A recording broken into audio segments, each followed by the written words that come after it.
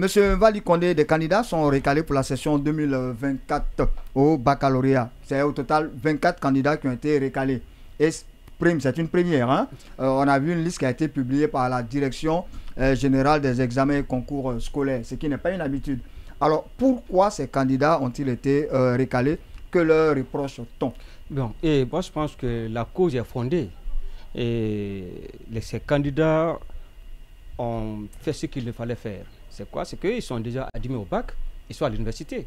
Mais dans le but d'avoir la bourse pour le Maroc ou ailleurs, ils sont venus, ils ont voulu reprendre les études.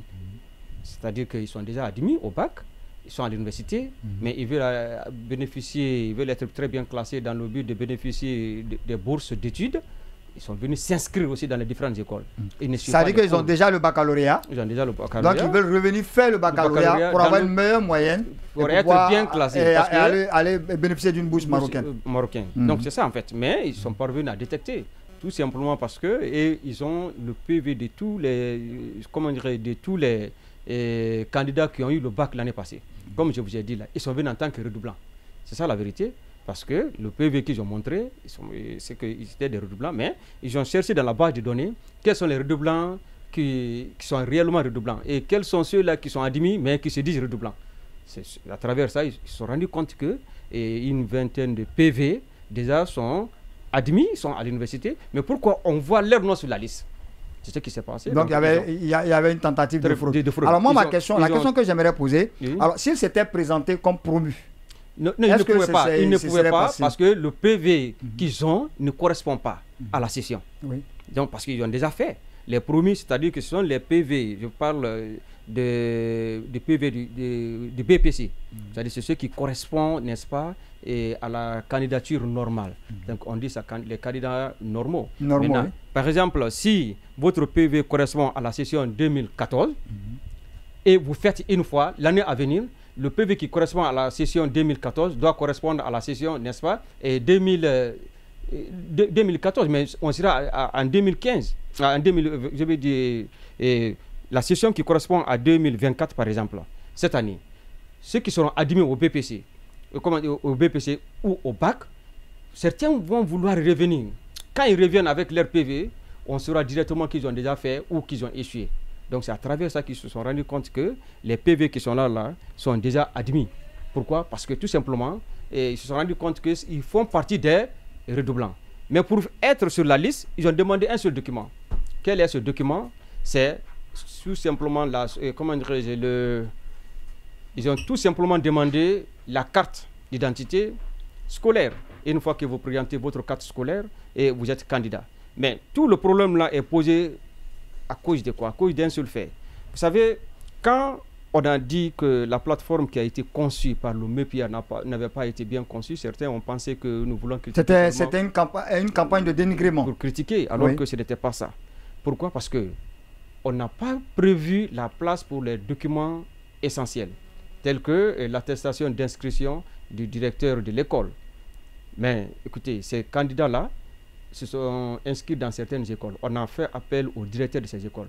On dit comment se fait-il que vous avez inscrit ces élèves-là chez vous? Il y a une réunion un peu partout à Conakry. Mais au finish, ils n'ont pas été poursuivis. Pourquoi? Parce que ils n'ont pas délivré ce qu'on appelle ici l'attestation d'inscription de ces candidats-là. Parce qu'on a dit qu'il faut délivrer 5 documents pour valider la candidature d'un candidat. Le premier document, c'est quoi? C'est que le candidat doit adresser un courrier au ministre pour porter sa candidature. Le deuxième document... Et sur la plateforme, il n'y avait pas d'espace. Le deuxième courrier, c'est que l'école doit lui donner une attestation d'inscription. Mais l'attestation d'inscription n'a pas été dit. Donc, mais si sur la base de ces documents-là, on pouvait, n'est-ce pas, poursuivre ces directeurs d'école. Mais qu'est-ce qui montre aujourd'hui que ces directeurs de ces écoles-là sont impliqués? Oui, mais attendez, ce sont les directeurs qui inscrivent dans les plateformes. Hein. Donc les directeurs sont directement responsables de ces cas de fraude. Qui atteste qu'ils sont responsables. Ça pose problème. Oui, mais si, attendez, chaque école avait un code. Chaque école avait un compte. Donc chaque directeur pouvait venir inscrire les candidats, qu'ils soient des candidats officiels ou qu'ils soient des candidats libres. Alors, on ne peut pas me dire que des tierces personnes ont eu accès au compte d'une école X et eux auraient inscrit des élèves à leur insu, M. Boubaly Condé. Ne déchargez pas forcément les gens. Si l'élève dit, par exemple, que lui, il n'est pas au courant, il ne sait pas comment il a retrouvé son nom dans la base de données. Aucun document. Mais si l'élève lui-même adressait un courrier au ministre et il lui dit que je vais être candidat cette année, il signe et donne ça à l'école, l'école a une copie, là, il n'y a pas de problème. Et à ce recours, on a vu que certains candidats, qu'est-ce qu'ils ont fait? Ils ont cherché, n'est-ce pas, à s'inscrire au nom de ceux-là qui sont déjà admis. Vous comprenez, non? Mais on connaît ces renseignements, on prend ces renseignements. On prend les renseignements d'un tiers et on s'inscrit avec. Ça. Maintenant, et si c'est découvert, je pense qu'on peut tenter d'arrêter celui qui l'a fait. Mais est-ce qu'à part les avertissements, il y a eu des avertissements? Non, il y a eu avertissement, il n'y a pas eu de poursuite. Donc c'est pour vous dire une fois de plus qu'il faut qu'on accepte, n'est-ce pas, de réadapter nos règlements généraux à nos réalités. Ce sont des règlements. Donc il faudrait que les règlements généraux des examens soient respectés à nos réalités et soient aussi respectés. Parce que ce n'est pas respecté dans le cadre de la candidature de nos différents candidats. Oui, M. Mansaré, oui. Oui, merci. Mais moi, la question m'interpelle parce que moi j'ai 2 bacs. Oui. J'ai 2 bacs. C'est vrai, c'était des sessions différentes, mais j'ai 2 bacs. La seule question qui m'intrigue dans la tête, c'est que je ne sais pas comment on peut empêcher quelqu'un de reprendre le baccalauréat. Parce que c'est une pratique, ça se fait partout. Peut-être que la seule différence, c'est de ne pas reprendre sur la même option. Quelqu'un qui a eu le bac, par exemple, en sciences sociales, peut reprendre les sciences expérimentales pour trouver d'autres profils. Au Maroc, vous avez des gens qui ont 5 bacs. Oui, mais chez nous, c'est interdit. Au fait, c'est ce que je suis en train de vous dire. Ça décourage l'apprentissage. Et ça a vraiment une conséquence néfaste sur la promotion de la formation pluridisciplinaire. Aujourd'hui, le monde entier, il y a 3 choses qu'il faut tenir compte. Il y a le plurilinguisme, aujourd'hui, qui sont quelque chose qu'on ne peut pas vraiment intriguer. Second mot, c'est d'avoir plusieurs... Moi, que vous parlez, j'ai 3 parcours. J'ai un parcours d'études islamiques, langue arabe et finance. Donc, est-ce que je peux le faire ça sur la base d'une seule bac? Ce n'est pas possible. Donc, comment ça se passe? C'est de demander à ces gens de les favoriser, de faire en sorte qu'on puisse les encourager d'aller dans ce sens-là. Ok, vous avez fait sciences sociales, vous vous retrouvez aujourd'hui dans la faculté, par exemple, que ça ne répond pas à votre attente ou aspiration. Vous pouvez vous réorienter pour reprendre le bac, par exemple, en sciences expérimentales, pour aller faire, par exemple, la médecine. Oui, mais en fait, en termes de compétition, je reviens sur la question des boursiers. Je reviens sur la question des boursiers. Avant de passer d'abord, moi je pense qu'il y a 2 types d'évaluation. Il y a l'évaluation du contenu du programme et l'évaluation du niveau. C'est-à-dire l'évaluation du niveau, là, quand on dit bac sciences expérimentales, en principe, il faut maîtriser la 11e année, la 12e année, la terminale. Parce que celui qui... Mais écoutez seulement ce que je voudrais dire. L'évaluation du contenu du programme et l'évaluation du niveau. Celui qui veut, par exemple, il a fait les sciences sociales, il a eu le bac en sciences sociales. Il veut s'inscrire, il veut faire le bac aussi en sciences expérimentales. Il ne peut pas venir s'inscrire directement en sciences expérimentales. Il faut qu'il reprenne les études en 11e année, 12e année, terminale. Là, il peut le faire parce que c'est l'évaluation du niveau et non l'évaluation du contenu du programme.